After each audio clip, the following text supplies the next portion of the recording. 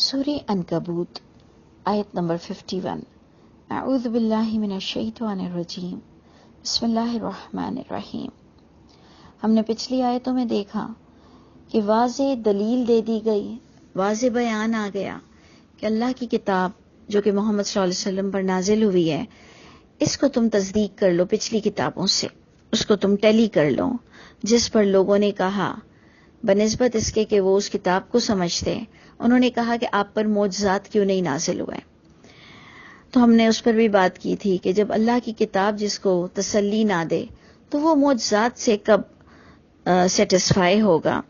تو آگے کی آیت بتاتی ہے کہ اولم یکفہم، کیا کافی نہیں ہے ان کے لیے، انا انزلنا علیک الکتاب، یہ کہ ہم نے نازل کیا ہم نے آپ صلی اللہ علیہ وسلم پر کتاب۔ یہ اتنی بڑی بات ہے ہم مسلمانوں کے لیے بھی، یعنی اہل کتاب کو کہا جا رہا ہے کہ تمہیں یہ کتاب کافی نہیں ہے، تو گویا مسلمانوں کو تو خاص کہا جا رہا ہے کہ کیا تمہارے لیے یہ کتاب کافی نہیں ہے۔ آج یہ کہنے والے کو مذاق بنایا جاتا ہے کہ جی آپ لوگوں کے لیے صرف قرآن کافی ہے، تو قرآن سے کیا آپ عالم بن جائیں گے، تو کیا قرآن آپ کو سب باتیں بتا دے گا؟ ہاں بالکل کافی ہے، ہم سب کے لیے قرآن کافی ہے۔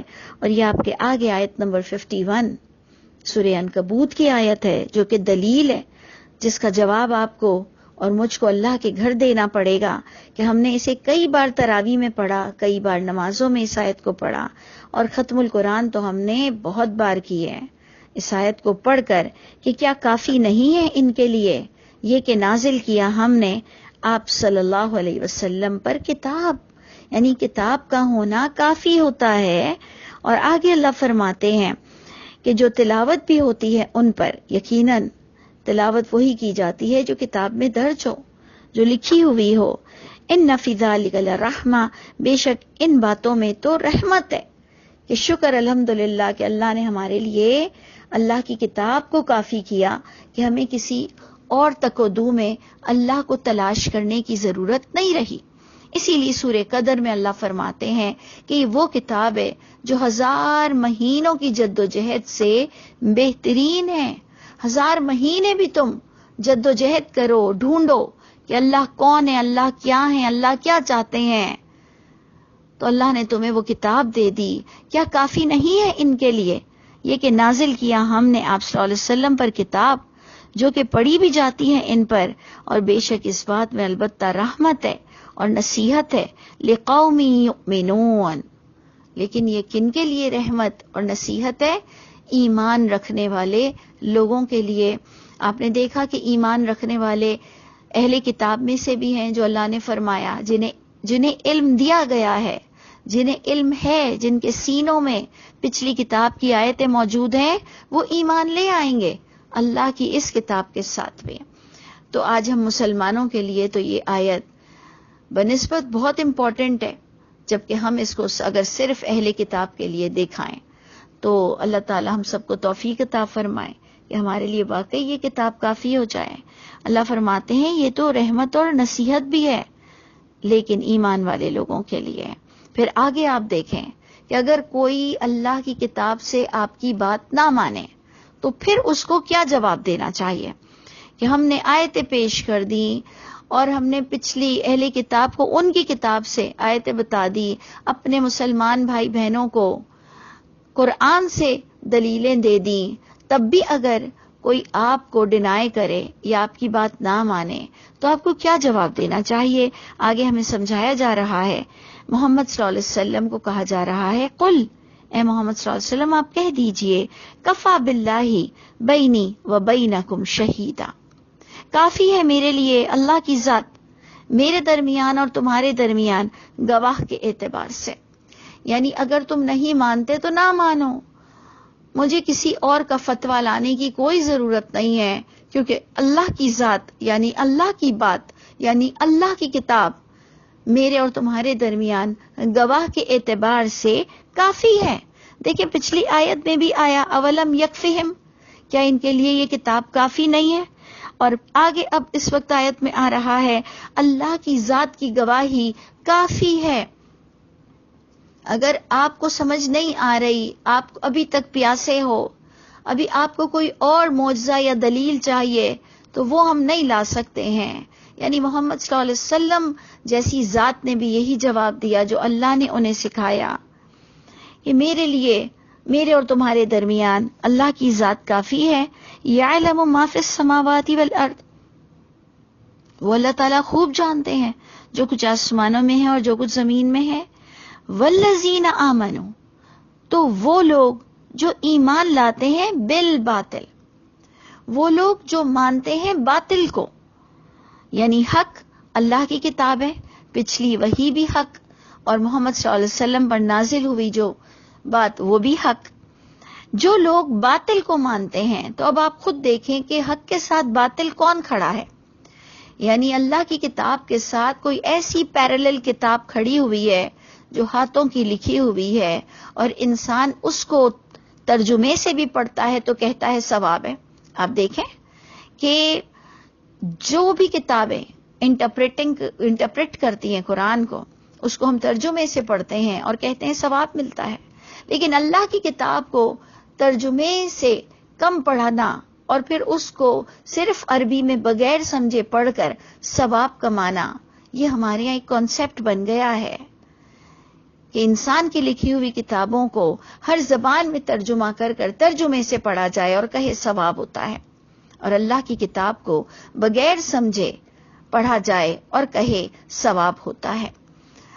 تو جس قوم کا یہ المیہ ہو جائے، اللہ رحم فرمائے، پھر بربادی اس کا مقدر ہو جائے گی. اللہ تعالی ہم سب کو برباد ہونے سے بچا لے. تو جو لوگ ایمان لاتے ہیں باطل پر، وَكَفَرُوا بِاللَّهِ، اور کفر کرتے ہیں اللہ کی ذات کا، اللہ کی بات کا، اللہ کی کتاب کا، کیونکہ کانٹیکس میں آپ دیکھیں کہ کتنا زور دیا جا رہا ہے اللہ کی کتاب پر. تو جو لوگ کفر کرتے ہیں اللہ کی بات کا، اولئک ھم الخاسرون، یہی لوگ گھاٹا پائیں گے، یہی ہے وہ لوگ کہ جو سب سے بڑے لوزر ہوں گے.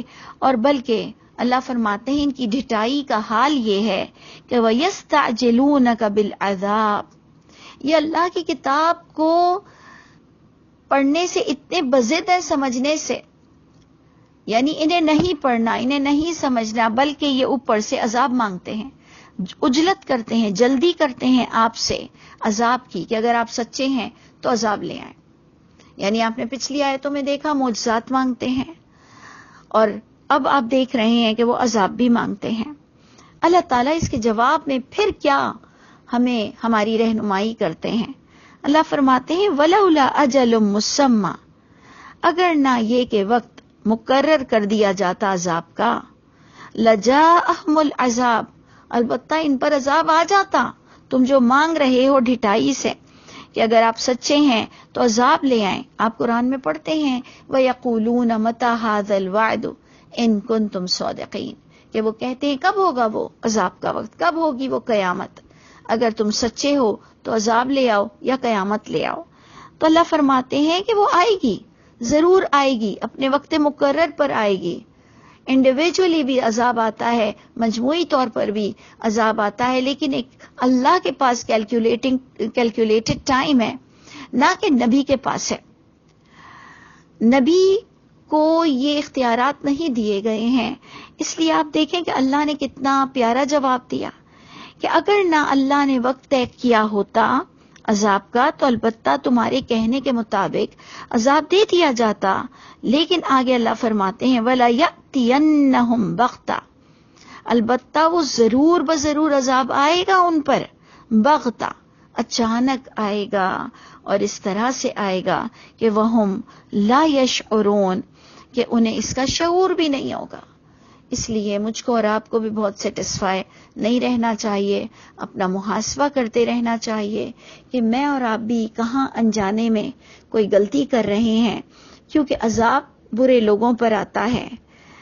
تو بہتر ہے کہ ہم اپنی برائی کو پہلے ہی دیکھ لیں. میں بھی اپنا محاسبہ کروں، آپ بھی اپنا محاسبہ کریں، دعا بھی مانگتے چلے جائیں تو اللہ کی رہنمائی ضرور آئے گی. اور پھر سب سے بڑھ کر اگر آپ اللہ کی کتاب کو سمجھ کر پڑھتے ہیں تو ضرور اللہ تعالیٰ آپ کی اور میری مدد فرمائیں گے. دوبارہ اسی بات کے ساتھ اگلی آیت اختتام ہوئی یستعجلونک بالعذاب، دوبارہ کہا جا رہا ہے کہ وہ جلدی مانگتے ہیں آپ سے عذاب کی. وَإِنَّ جَهَنَّمَ لَمُحِيطَةٌ بِالْكَافِرِينَ، بے شک جہنم نے البتہ احاطہ کر رکھا ہے کفر کرنے والوں کا. یعنی اے انسانوں، اے لوگوں، اگر اس دنیا سے تم بچ بھی گئے تو یاد رکھنا جس عذاب کی تم جلدی کر رہے ہو وہ ضرور آئے گا. جہنم نے کفر کرنے والوں کا احاطہ کیا ہوا ہے. تو اللہ تعالی ہمیں اس پکڑ سے پہلے سچی توبہ کرنے والا بنا دیجئے، ہمیں اپنی غلطیوں کو اور کوتاہیوں کو کا خود محاسبہ کرنے والا بنا دیجئے. اللہ تعالی ہم سب کی اصلاح فرما دیجئے. اللہ تعالی ہم سب آپ کی رحمت کے محتاج ہیں، ہمیں اپنے نیک لوگوں میں شامل کر لیجئے گا.